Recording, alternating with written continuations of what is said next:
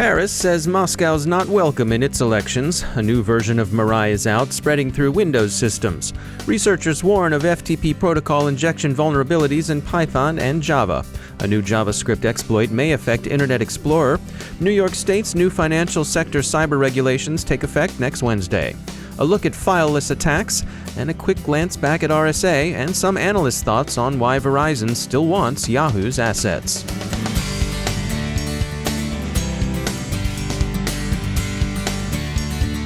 Time to take a moment to tell you about our sponsor, CyberSec Jobs. If you're an information security professional seeking your next career or your first career, you need to check out cybersecjobs.com and find your future. CyberSec Jobs is a veteran-owned career site and job fair company for information security professionals and students. Job seekers can create a profile, upload their resume, and search and apply for thousands of jobs. And it's great for recruiters, too. If you're an employer looking to source information security professionals, contact CyberSec Jobs about their flexible recruitment packages designed to meet your needs. Here's one of the current hot jobs. WakeMed is looking for an information systems security officer to help safeguard sensitive information. You'll find this and other great opportunities at cybersecjobs.com. That's cybersecjobs.com. And we thank CyberSec Jobs for sponsoring our show.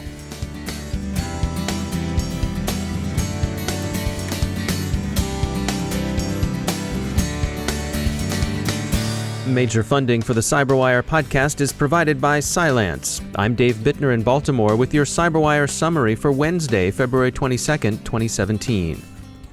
As U.S. investigation of Russian attempts at influence operations during the last election cycle proceeds, France warns Moscow to stay out of upcoming French elections. There are concerns that Russia Today and Sputnik in particular are peddling scandal disinformation about disfavored candidates, mostly candidates of the center-right.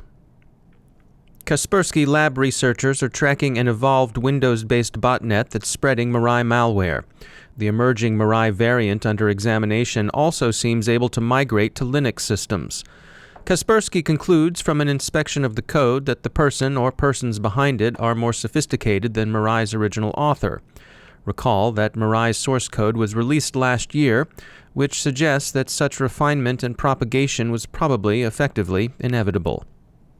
Kaspersky speculates that the actor researchers call a muck spreader probably has some large-scale attacks in view, although it's also worth remembering in this context the widespread concern last November that the original Mirai was a dress rehearsal for a massive state-directed internet takedown. The muck spreaders are thought in this latest version to be Chinese, or at least Chinese-speaking. The code was compiled on a Chinese system, host servers appear to be in Taiwan, and the controllers are abusing code signing certificates stolen from Chinese companies. Infections have so far been limited, but researchers think the countries most likely to be hit with bigger waves of Mirai are, quote, emerging markets that have invested heavily in connected technology, end quote. Researchers report unpatched FTP protocol injection vulnerabilities in Java and Python. The Russian security company OnSec described the technique in 2014, but their warning attracted little attention. Researchers at Blind Spot Security have recently gotten people's attention by demonstrating that FTP protocol injection can be used to bypass firewalls.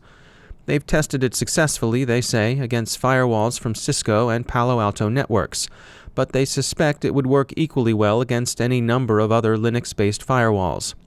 BlindSpot told Bleeping Computer they disclosed the exploit to the Python team in January 2016 and to Oracle last November, but that no patches have yet been distributed. Another report in Bleeping Computer offers notes on Internet Explorer 11's susceptibility to an unstoppable JavaScript attack that enables ad fraud and tech support scams. It's also said to render systems vulnerable to various zero days.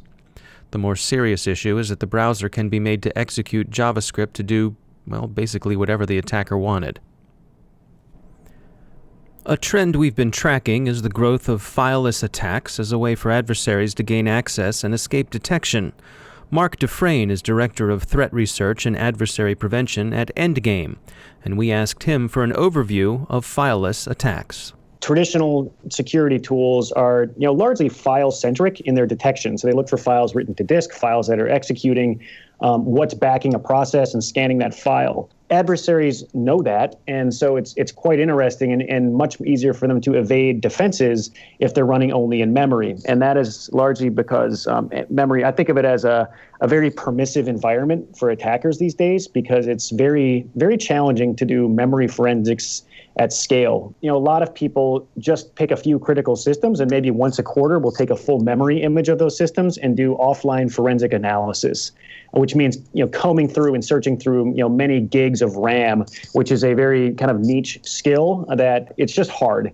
There's really two aspects to this problem. One aspect of this is how do they hide in memory, and that's done by typically by process injection, which means running your code in the memory space of another process. It's a technique that's been around for a really long time, tried and true thing that adversaries do. Using tools, these days there are tools like PowerShell and things of that nature, which are commonly used admin tools that are very powerful and allow you to just skip that whole file-based step and just do process injection into a running process using just PowerShell, which is an admin tool on everybody's box.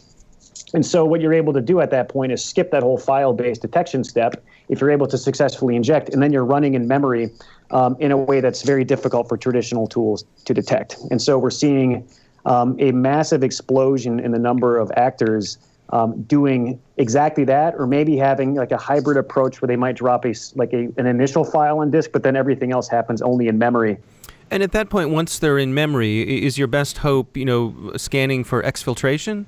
Yeah, I mean, that's how. So some tools that are out there, they'll attempt to detect that process injection step by looking at a whole bunch of events created on endpoints and having rules for saying, hey, if these 5 things happen, a process injection might have happened. You might have a problem. Go look at that. That doesn't really address the full scope of ways that adversaries can do this, so it's not the best approach. I think still the stats are about half of breaches are discovered through external notification. Like the typical case is just think of an FBI agent showing up and knocking on your door and saying, hey, you have a problem here. Go look here. And then you're really in tough shape because you probably have a well-entrenched adversary running in memory all over the place. And how the heck do you find that? Because memory forensics, looking across 8 gig memory images across maybe 50,000 endpoints, that doesn't really scale very well. That would take you like years and years and years with forensics experts you don't have. And you might just say, well, this machine is exfilling and I'm just going to re-image the box. Well, that could work, but then you might lose a bunch of critical data or business disruption. So we have in our platform at Endgame is a very powerful tool we call Fileless Attack detection, not requiring this traditional forensics approach to the problem, but it turns into a kind of a point and click detection problem. That's Mark Dufresne from Endgame. New York State's new cybersecurity requirements for financial services companies will go into effect next Wednesday, March 1st. They're expected to be widely influential, the way California's stringent automobile emission standards shaped the car industry in the 1970s and 80s. Balabit's CTO and co-founder Balazs Scheidler points out that one big impact the regulation will have is that, quote, banks are now required to scrutinize their suppliers and to report on breaches that affect them, end quote. He expresses the hope that the regulations will motivate closer monitoring of third parties. Prevalence Jeff Hill agrees that the requirements will drive more attention to third-party risk, something he characterized as the soft underbelly of enterprise security. We'll be watching the Empire State over coming months to see what effects the regulations in fact have. They're likely to extend well beyond New York. As attendees look back at RSA, they seem prepared to award the Mindshare Prize to Internet of Things security. We would say that artificial intelligence, workforce development, and endpoint security gave the IoT a run for its money. We'll continue to look back at RSA through the end of this week, trends, warnings, spycraft, cyberwar, and some of the splashier IoT hacks, a lot of which involve increasingly smart cars. And if you're in the market for a used car, maybe you should think about it in the same way you would if you were buying a jailbroken used phone.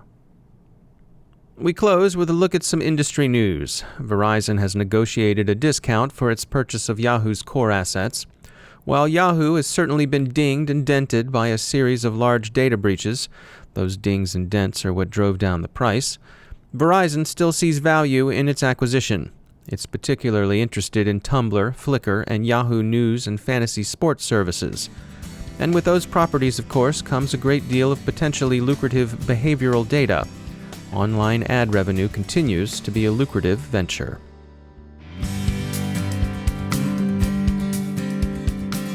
Time for a message from our sustaining sponsor, Cylance. Are you looking for something beyond legacy security approaches?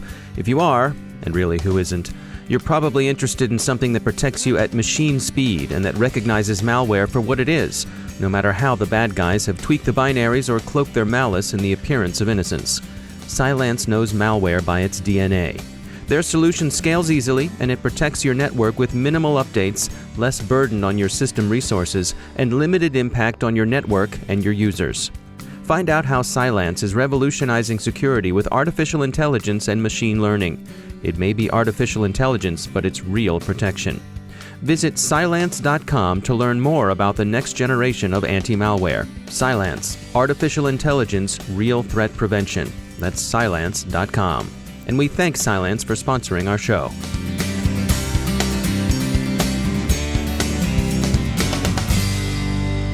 Joining me once again is Joe Carrigan. He's from the Johns Hopkins University Information Security Institute. Joe, I know you and I talk a lot about personal privacy.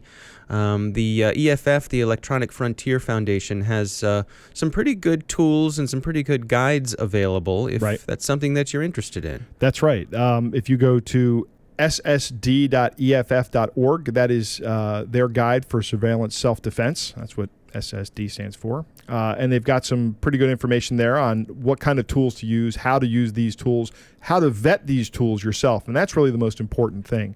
You don't know when you're downloading a tool whether or not it's a good tool unless you actually go through some kind of vetting process, right? I mean, how do I know that the open source disk encryption that I'm using is still a good disk encryption tool? Right? Should I be using TrueCrypt anymore? Well, the authors of TrueCrypt say, no, you shouldn't be using TrueCrypt anymore, right?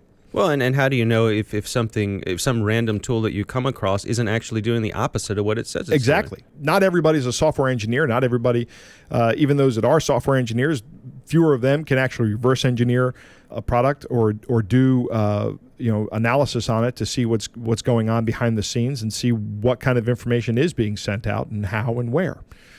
One of the things I like about this surveillance self-defense kit is that, like yourself, I get asked by a lot of people, families and friends, what do I do to protect myself? And this is a good way, this is a good starting point for people who aren't in the business to kind of get a rundown of what to do and why, and some tools that are really accessible. And they talk about password managers in here, which is one of my favorite topics.